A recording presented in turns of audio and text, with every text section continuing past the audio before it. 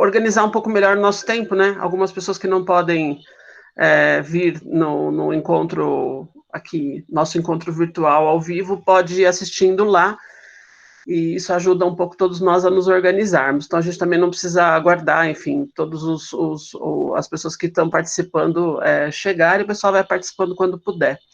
Então, eu agradeço muito a presença de vocês, acho que é importante a gente manter esse espaço, né, aqui pelo menos para a gente ter alguma interação e poder conversar um pouquinho. Hoje a gente começa, então, a nossa segunda semana de atividades, a gente está muito feliz de estar conseguindo dar conta dessas ações num período tão difícil, né, com tantas dificuldades que todos nós e todas nós estamos enfrentando, das mais diversas, né, seja no país, com essa tragédia que a gente está presenciando ou vivenciando, seja nas instituições que a gente trabalha, e com toda a dificuldade também de fazer isso à distância. Então, acho que é uma experiência para nós também, poder estar pensando em educação não presencial e, ao mesmo tempo, experimentando fazer isso aqui juntos e juntas. Dizer para vocês que, como a gente falou no comecinho, né, a gente está construindo isso aos poucos, então nós mandamos ontem uma programação até o dia 31, né, até o final de agosto, com as conferências agora, terça e sexta, sempre às terças e sextas, rodas de conversa na quarta, sempre às quartas-feiras, e alguns vídeos com pontos mais específicos, mais ligados a planejamento de cursos não presenciais, temas que a gente entende que são mais de cunho pedagógicos, que a gente vai disponibilizar diretamente no YouTube. E o nosso intuito é ver se a gente consegue fôlego para fazer alguns outros formatos de atividades também, né? Então, com essa programação, vocês já conseguem se organizar melhor.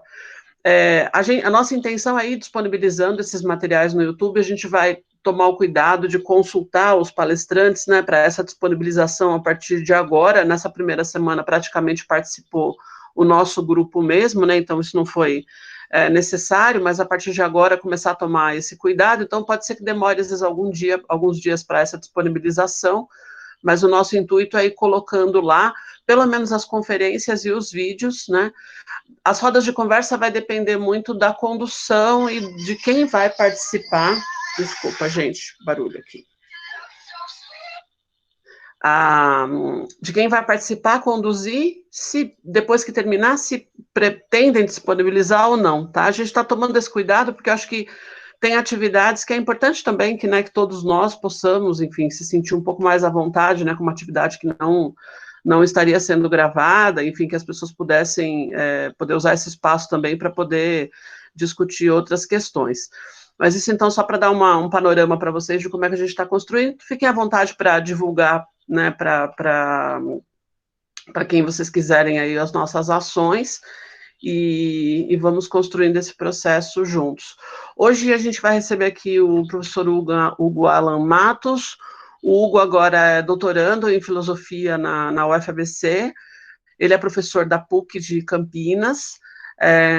Eu conheço o Hugo já há muito tempo, nem vou dizer quanto, para não ficar indicando aqui as nossas idades, a minha principalmente, mas enfim, há muito tempo. Eu tenho o prazer agora de poder começar a orientar o trabalho dele de doutorado, mas ele já está, enfim, a gente já está junto há muito tempo, somos amigos, trabalhamos juntos já também, né, em outra universidade. E vou pedir para ele falar um pouquinho da trajetória dele, né, assim como a gente tem feito com vários dos convidados e das convidadas. E a ideia é trazer, como vai aparecer em vários momentos dos nossos encontros aqui, uma discussão sobre o modelo EAD. A gente está procurando fazer isso, a gente está querendo criar uma tensão entre EAD e educação não presencial. Acho que, para mim, particularmente, o que me incomodou desde o começo foi o discurso de que nós estávamos falando da mesma coisa. Então, acho que é muito importante a gente entrar nessa discussão, e o nosso trabalho aqui tem muito a ver com isso. Recomendo fortemente para vocês, além, né, da palestra que a gente vai assistir hoje com o Hugo e da discussão que a gente vai fazer, que vai tratar disso, né, o que chamamos de modelo EAD no Brasil, a atividade de amanhã com a professora Lucy, que vocês já escutaram na semana passada, alguns de vocês, e o professor Fernando Cássio, que muitos de vocês ainda não imagino que não conheçam, que é um professor da UFABC, que trabalha com políticas educacionais, e que vão conduzir a roda de conversa justamente para tratar de uma pergunta, né, se ensino ou educação não presencial seria necessariamente EAD. Então, eu considero, assim, eu parto da filosofia, né, que é o meu lugar, a minha área de formação e de onde eu atuo, eu considero essa distinção conceitual fundamental para o que a gente pode fazer ao longo deste ano, né, é muito importante a gente entender onde está pisando. Então, Hugo, a palavra é sua, a gente tem aí o tempo que você precisar para expor, e depois a gente abre para discussão. O Carlos está fazendo a gravação já, né? Sempre vem aí ó, a indicação, né, de quando começa a gravar.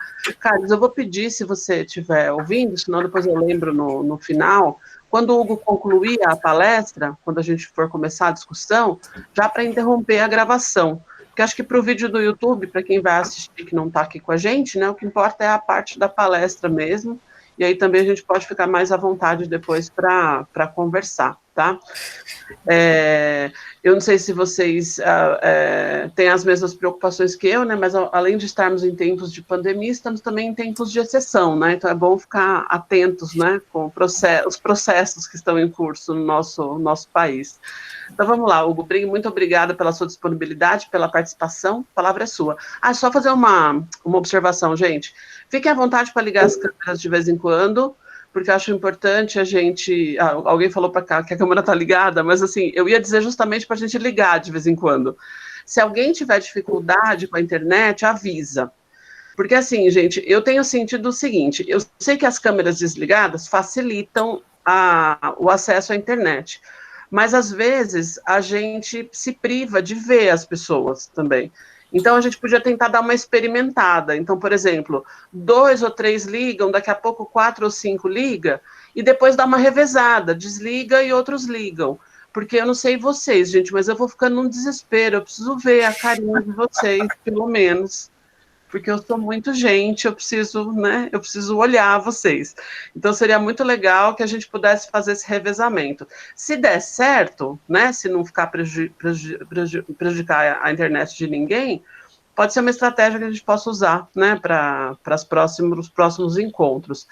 E, quer dizer, não tomar como ponto de partida de que necessariamente a gente tem que desligar as câmeras, né? Agora, em alguns momentos tem mesmo, não tem jeito, né, gente? A internet fica ruim, aí alguém dá um toque, ó, tá falhando, não estou escutando, e aí, naturalmente, que a gente vai todo mundo desligar, né, num ato de solidariedade coletiva, para que a gente possa, pelo menos, se escutar, tá bom? Beleza.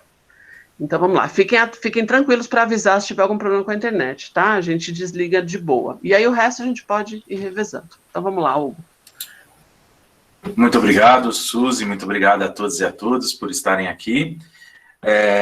Quero agradecer demais a iniciativa e o convite, né, com grande honra e com muito vigor que eu aceito e tento colaborar na construção deste movimento que, a meu ver, tardou bastante no Brasil para acontecer, né, justamente por conta de uma necessidade, de uma qualificação nos processos que nós estamos enfrentando na educação brasileira, né? É um pouco disso que eu quero falar hoje, gente. Não quero falar muito tempo, quero privilegiar o debate, né, e dar alguns aspectos aí para a gente poder discutir, né? O título da fala ficou como O que temos chamado de EAD no Brasil, reflexões desde a questão da técnica e o avanço do neoliberalismo. Então, eu vou falar dentro desse marco teórico, né? Tentarei não abusar do filosofês aqui, né? Porque não nos interessa ficar citando autores, conceitos, etc., e eu quero trazer a fala para o campo comum, né? Então, eu gosto também de começar falando um pouco da minha trajetória, que é justamente para a gente ter uma ideia desde onde eu estou dizendo, né? Eu começo a graduação em filosofia lá em 2005, na PUC Curitiba, e começo a atuar na educação em 2007, na mesma universidade, com educação de jovens e adultos, dando aula para os funcionários da instituição, né, que não tinham completado ainda o segundo grau antigamente, agora o ensino médio, e ali foi minha primeira experiência com a educação, né? Depois eu volto para São Bernardo, que é minha terra natal, continuo a graduação na Universidade Metodista, e entro como professor concursado no estado de São Paulo, na escola pública de onde eu saí, inclusive, a escola pública da periferia, e atuo 3 anos ali, como professor da escola pública, atuei em algumas escolas particulares, no ensino fundamental 2 e médio, e depois, em 2010, eu entro na universidade como professor, em uma instituição que já tinha um projeto de EAD mais ou menos desenhado, né? O sistema já estava pronto, o sistema de videoconferência, de teleconferência, melhor dizendo, por via satélite, né, aulas ao vivo para os polos, né, para os alunos que estavam nos polos ali assistindo, né. Eu termino a graduação nessa universidade, faço uma especialização em Filosofia e História Contemporânea, depois o mestrado em Educação, termino o mestrado em 2012, e depois de 7 anos nessa instituição, eu entro na PUC Campinas, que é onde estou atuando agora, passei por outras instituições tantas aí, de ensino superior também, mas as duas são as minhas principais atuações ali, né. Então, para dizer, né, eu venho de uma experiência bastante múltipla com a educação, tive a oportunidade de atuar tanto no ensino público quanto privado, no ensino médio, fundamental 2, presenciais, e no ensino superior EAD, né, a partir daqui um pouco que eu quero falar, né. E agora sou doutorando em filosofia, esqueci de dizer, e atuo já desde 2011, mais ou menos, num projeto que nós chamamos de Analética, Instituto de Educação e Cultura, que é justamente onde a gente tenta pesquisar e produzir conhecimento também mediado por tecnologia, né? Estamos discutindo o termo EAD também junto com esse movimento. EAD é interessante utilizar ou não, educação não presencial, né? E temos a certeza que não são a mesma coisa, né? E não é só o termo que muda. Bom, dito tudo isso, né? A primeira questão que eu me proponho que a gente pense aqui é justamente o que temos chamado de EAD no Brasil. E para poder pensar sobre isso, a gente precisa entender bem o que é EAD. Né? Eu já li 3 materiais que eu quero apontar, li alguns diversos, mas eu quero apontar 3 materiais que são muito interessantes, a meu ver, justamente na definição e caracterização do que é EAD no Brasil. Né? Vou citar aqui rapidamente, depois, se precisar, eu mando o link onde nós podemos baixar esses materiais gratuitamente na internet. O primeiro deles é Metodologia do Ensino à Distância. A principal autora é Inês Tereza Lira Gaspar da Costa. Ele foi editado ali e publicado pela Universidade Federal da Bahia, UFBA, em 2016. Um segundo é Fundamento e Práticas na EAD. O principal autor é o Artemilson Alves de Lima. Esse material é de 2012, ele foi utilizado como formação para toda a rede de ensino de Cuiabá em EAD. Né? Então, por isso, eu acho que ele é bastante interessante ali, em 2012, né? A data também me chama bastante atenção aqui. E depois, um terceiro que eu quero trazer aqui, que é a partir de onde eu falo também, EAD, Reflexões Críticas e Práticas. A principal autora é a Maria de Fátima Rodrigues Pereira, e ele é de Minas Gerais, de 2017. A editora Navegando que publicou. Além disso, o Pierre Levy, né, tanto o Cibercultura quanto o que é virtual, também fundamentam bastante um pouco do que eu vou falar por aqui.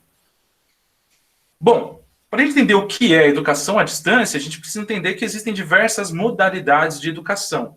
Né? Dentre elas, a gente costumou separar a educação à distância e a educação presencial. Né? Só que dentro dessas duas modalidades, por assim dizer, que foram separadas com esses nomes, existem diversas perspectivas. Isso é uma primeira coisa que eu penso que a gente possa caracterizar aqui. No entanto, quando a gente se questiona o que é EAD, a gente consegue uma caracterização, né, do que tem sido realizado como EAD no Brasil. Então, tem a questão teórica, o que nós desejamos como EAD, as modalidades de EAD, as suas diversas perspectivas, mas a gente pode também fazer uma caracterização pela prática, do que tem sido praticado e chamado como EAD no país. Geralmente, é claro que há diversas exceções, como a gente já está apontando aqui. Bem, necessariamente, as práticas em EAD no Brasil, elas são configuradas numa metodologia muito parecida, né? Qual seja, né? Primeiro, educação de massa, né? Educação para grande volume de estudantes. Né? Segundo, a função do professor tutor, que é o professor que lida diretamente com esses alunos. Né? Terceira questão, o professor que produz o conteúdo, né? Não é necessariamente, em geral, o professor que lida com os alunos. Aqui eu quero chamar a atenção para essa questão. Portanto, o professor que produz o conhecimento, que produz o conteúdo, de alguma forma, ele não se relaciona com os alunos justamente por conta dessa especificidade de ser uma educação de massas, né? Não daria conta, óbvio, porque os modelos utilizados como EAD no país são modelos que não possibilitariam uma relação entre o professor que produz o conteúdo e os alunos, justamente por serem muitos, etc.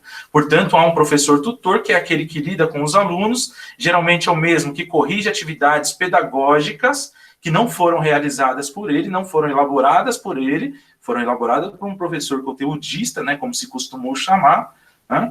Ainda quando existe a figura que o professor conteudista é o mesmo que dá aula.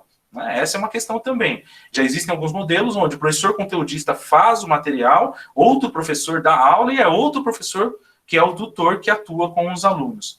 Gente, dentro disso, né, se esse é um dos principais desenhos, um dos principais métodos, um dos principais designers, né, para utilizar uma palavra contemporânea, eu vou chegar lá depois, né, que tem se esse é um dos desenhos que tem sido o mais praticado no país, a gente precisa se questionar sobre o que nós estamos chamando de educação, né?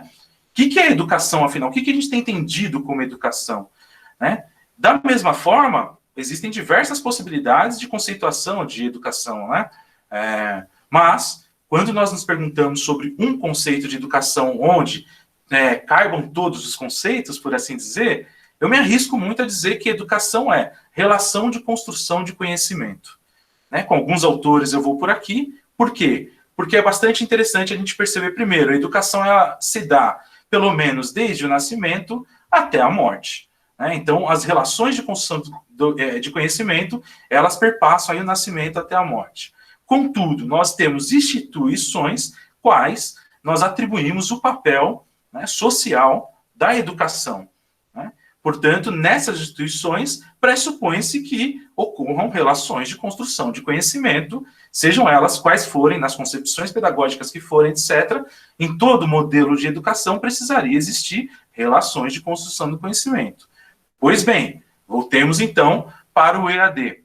Eu esqueci de citar também um artiguinho, artiguinho não porque ele seja pouco importante, mas que uma vez... eu citei o nome dele aqui, se vocês colocarem, vocês acham na internet. Afetividade, sensibilidade, alteridade e corporalidade na modalidade de educação de ensino à distância, desculpa. Esse nós escrevemos em 2011, a Luciana Sharp, que era também professora tutora numa instituição, onde eu também fui professor tutor, e nós problematizamos justamente o quê? No que se tem visto como EAD no país, é muito difícil que esse modelo permita relações de construção de conhecimento. Por quê? Porque os papéis são extremamente abertos demais, não há uma concepção. Por exemplo, o professor tutor, qual é a atribuição do professor tutor? Você não tem modelos que estejam bem desenhados, em geral, para que o professor tutor tenha uma função específica nas relações de construção de conhecimento, assim como o professor temático também deveria ter. Não há essas especificidades. Geralmente o que ocorre é o professor tutor fica com toda e qualquer relação, seja ela pedagógica, administrativa, burocrática, etc. Né? O professor temático é só aquele que faz o tema e não tem relação alguma. Né? Portanto, o que nós estamos falando? Nós estamos falando que, geralmente, no modelo EAD no país, é o professor tutor, que não é aquele que elabora o conteúdo, que é o responsável por toda a relação pedagógica, administrativa, burocrática, como você quiser chamar, com os discentes. Então, aqui nós já temos uma questão que quem produz o conhecimento não é aquele que se relaciona com quem, de alguma forma, estaria recebendo este conhecimento. E é isso que ocorre também. É uma questão justamente, se nós quisermos chamar de bancária. Alguém faz o conhecimento e o outro recebe, e não há uma relação entre esses dois sujeitos. Portanto, não há relação de construção de conhecimento. O que há é justamente uma disponibilização do conhecimento, ou seja, há uma construção de conhecimento por um sujeito que disponibiliza para que outras possam receber este conhecimento. Então, a gênese do que nós estamos chamando de educação no Brasil é o que Paulo Freire chamava de educação bancária, né? É justamente uma relação de ensino, né? Pressupondo que alguém que faz, pratica o conhecimento é aquele que recebe, né, no outro lado, sendo aprendizagem aqui. Portanto, ouso dizer que no que geralmente temos como EAD no país, não há educação possível. Não há relações de construção de conhecimento possível, né? É uma forma extremamente tecnicizada de produção do conhecimento numa ponta e na outra ponta a recepção ou não do conhecimento. E aqui é uma outra questão que eu quero problematizar. Por quê? Nesse modelo de educação, que é o geralmente praticado no país, né, o nível de desistência nos cursos de graduação, ele é absurdo, gente. Ele chega em alguns documentos, inclusive disponibilizados pela ABED, Associação Brasileira de Educação à Distância, e também pelo Censo EAD, que foi realizado e tem o documento, eu não recordo agora qual é o último, né? Nós temos níveis como algo como 65% dos alunos que se matriculam nos cursos de graduação EAD desistem antes de terminar o curso. A evasão, como é dita, é mais da metade dos discentes que se matriculam nos cursos de graduação desistem antes de terminar o curso, né? E não é por acaso, vejam. Nós aqui, rapidamente, aqui eu falei pouquíssimos aspectos aqui que poderiam determinar, de fato, essa desistência, né? O graduando, a graduanda, né? Aquele que está nessa fase, ele se vê mediado por alguém, né? Um professor tutor que geralmente tem, eu não vou citar aqui as instituições, né? Mas eu já vi dividindo, né, tarefas entre professores tutores de um determinado curso, onde cada professor tutor ficava com uma quantidade específica de alunos. E aqui eu estou dizendo cerca de 400 alunos, 500 alunos por semestre. Ou seja, um sujeito que vai mediar toda essa relação, qual ele não é o autor, né? Tentar ali mediar a administração do curso, as relações pedagógicas e de conhecimento para 500, 400 alunos no semestre. É impossível, claro, né? Como que esse aluno, essa aluna da graduação vai conseguir, de alguma forma, um acompanhamento ali minimamente relacional, minimamente afetivo, qual é essencial para a construção do conhecimento? Não dá, é impossível. Esses são só alguns aspectos que eu quero fazer nessa caracterização. E aí, portanto, eu passo para a segunda questão, que é a questão da técnica, né? O que tem a ver com isso, né? E isso eu quero deixar como a grande questão dessa noite, né? Dessa tarde. Isso não é à toa, gente. A meu ver, de fato, isso é um projeto que não é só um projeto de educação, é um projeto de sociedade, é anterior a isso, né? E eu quero dar um marco aqui para isso. É claro que existem diversas possibilidades, aqui é a minha, né? Eu quero dar um marco para isso, que é 1929. Não por acaso, né, a grande crise do capitalismo, mas ao mesmo tempo, olha que legal, 1929 é lançado um manifesto de um grupo de intelectuais, né, cientistas, né, que se intitulam como Ciclo de Viena. Você já deve ter ouvido falar, se você quiser depois joga no Google Manifesto do Ciclo de Viena, né? Eu acho que ali é muito legal para a gente ler essa coisa toda aqui. E aí que eu vou começar a falar agora, você vai entender, né? Nesse manifesto, que são de 12 pagininhas, salvo engano, 18 no máximo, aí não me recordo, faz tempo que eu não leio, tem uma partezinha só que é a visão científica de mundo. São 4 ou 5 pagininhas ali, né?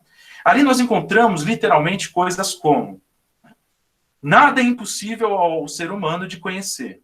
Então, a primeira questão: retoma-se aqui uma pressuposição de que nós, seres humanos, podemos conhecer qualquer coisa.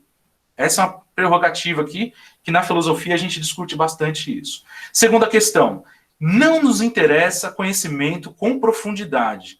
Nós estamos interessados na superficialidade. Literalmente isso é dito nesse manifesto, né? Então, conhecimento superficial, e tudo é possível de ser conhecido superficialmente. Também não interessa aprofundamento de qualquer espécie, porque ele é intitulado qualquer fundamentação profunda que não tenha base na experiência empírica e comprovação lógico-matemática né, que é um modelo de ciência contemporânea, né, é tido como metafísica, e toda metafísica é não só rejeitada, como condenada. Né? Então, qualquer reflexão teológica, ética, qualquer reflexão que não tenha base empírica, ela é automaticamente rejeitada aqui como metafísica e, portanto, não desejável no conhecimento. A partir daí, esse discurso, é claro que esses filósofos eles só expressam um discurso que é recorrente na época, né? A relação entre teoria e prática a gente já sabe bem, né? Não caiu do céu isso. Eles estão expressando uma forma de pensar da sua época e também estão fortalecendo esse discurso teoricamente, né? Dando base para ele teoricamente. A partir daí, nós vemos um processo de ascendência muito, muito forte, né, na nossa filosofia, na nossa cultura ocidental aí, hegemônica, né, da qual ainda hoje nós fazemos parte enquanto hegemonia, né, nas metrópoles, sobretudo, e nas grandes cidades, que a técnica toma um lugar, né, um lugar que é privilegiado e é sinônimo de progresso. Né? Então, todas as relações passam a ser mediadas pela técnica. Né? Opa, mas espera aí. Né? Não tem uma fundamentação teórica mais forte, não tem... Não tem, gente, é isso, né? Os caras chegam a dizer que eles preferem Protágoras do que Sócrates, né? Por quê? O que é o Protágoras? Protágoras é aquele cara que afirma, né, coisa como o discurso, né, o discurso é fundamentado em si mesmo, né? Então, a própria pessoa fundamenta o seu discurso a partir da ciência, a partir do que se concebe como ciência, e não há aqui uma reflexão teórica mais embasada, mais forte, mais que não tenha pressupostos na prática empírica e na comprovação lógico-matemática, né? Então, esse processo de um avanço da técnica, como depois vai muito bem pensar o Heidegger, né? O Heidegger chega a dizer que esse é um processo onde há o que eu chamo aqui, ele não utilizou esse termo, né? Há uma ontologização da técnica. O que é isso? A técnica toma ele chega a usar esse processo, mas aí eu vou colocar um outro que eu penso assim, né? A técnica tomou o ser do ser humano. Né? E o ser humano vai se dessensibilizando e vai se coisificando ao mesmo passo que a técnica passa a ser, de fato, o ser de uma época, o ser de um período, e a técnica vai avançando ao mesmo passo que o ser humano vai se coisificando. Né? Percebam aqui onde eu quero chegar. Né? E aí eu já vou avançar para isso. Nós percebemos na contemporaneidade justamente isso, né? O ser humano vai cada vez mais se dessensibilizando, né? Vai cada vez mais se coisificando, se você quiser, a partir de diversos processos sociológicos, históricos, mas, sobretudo, por conta de um progresso, do que nós chamamos de um progresso, né? Que nós colocamos como sinônimo de um progresso científico, mas também civilizatório, né? De forma que, hoje nós já não conseguimos reagir com força teórica ou prática, politicamente, né, a um processo que provavelmente nos leve, segundo alguns discursos, para um pós-humanismo. O fato de terem reflexões e terem práticas, não sei se vocês já ouviram falar de biohackerativismo. Aqui no Brasil, eu acho que ainda não é muito praticado, né? É uma cultura bastante marginal, por assim dizer, né? Mas em outros países isso está bastante avançado, que é o autoimplante de chips no corpo para poder melhorar as capacidades. Né? Isso já acontece, gente. Né? Então essa reflexão do pós-humanismo não é só baseada em teorias, etc. Isso é uma prática que vem acontecendo dessa forma que eu falei, né? Fortalecimento dos discursos e, ao mesmo tempo, a prática vai avançando nesse sentido. Né? Então, esse avanço da técnica é o que nos permite, por exemplo, né? Aceitar tranquilamente, né? 65% de evasão nos cursos de graduação, mediados pela técnica. Né? Nós não estamos preocupados aqui, num certo discurso, em isso aqui não está dando certo. Até aqui nós temos nos preocupado em como a gente faz para impedir a evasão. Vejam, Não tem mais discurso aqui, como a gente faz para permitir melhores relações de construção de conhecimento, como a gente faz para permitir que esses, de fato, para medir eficazmente se há uma aprendizagem ou não qualitativa nesse modelo que nós estamos chamando de AD. Não, a questão é como a gente faz para impedir evasão. E aí você tem diversos estudos, né? Ah, vamos fazer gamificação, porque daí o estudante se vê motivado a partir de instrumentos da técnica, né, de games, para que ele possa se superar no curso. Então, quer dizer, já não está mais a discussão sobre educação, já praticamente não existe esses meios. A questão é, tecnicamente, como vamos fazer para que esse fulano não abandone o curso e pare de pagar.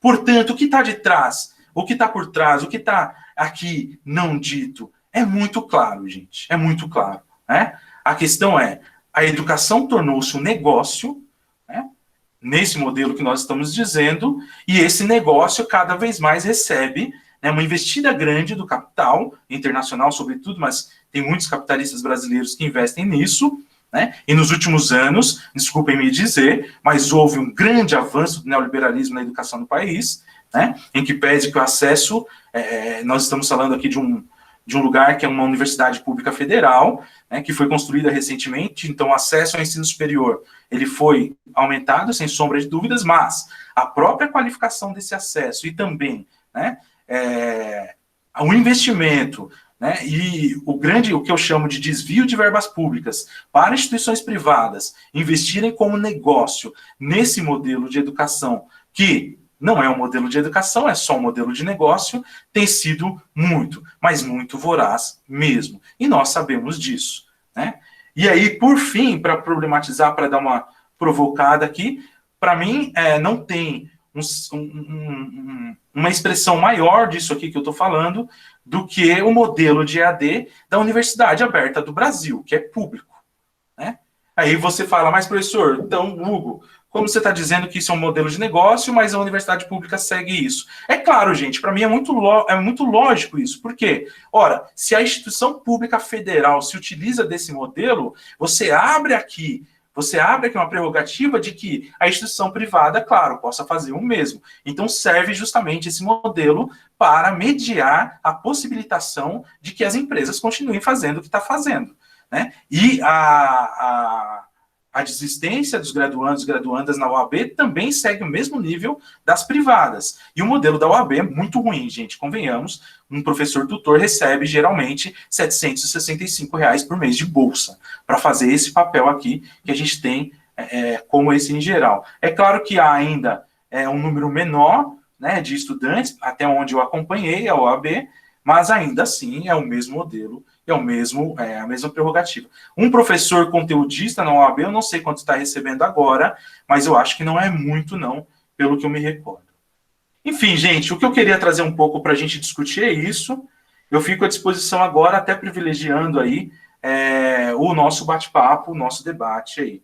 Muito obrigado por vocês me ouvirem até aqui.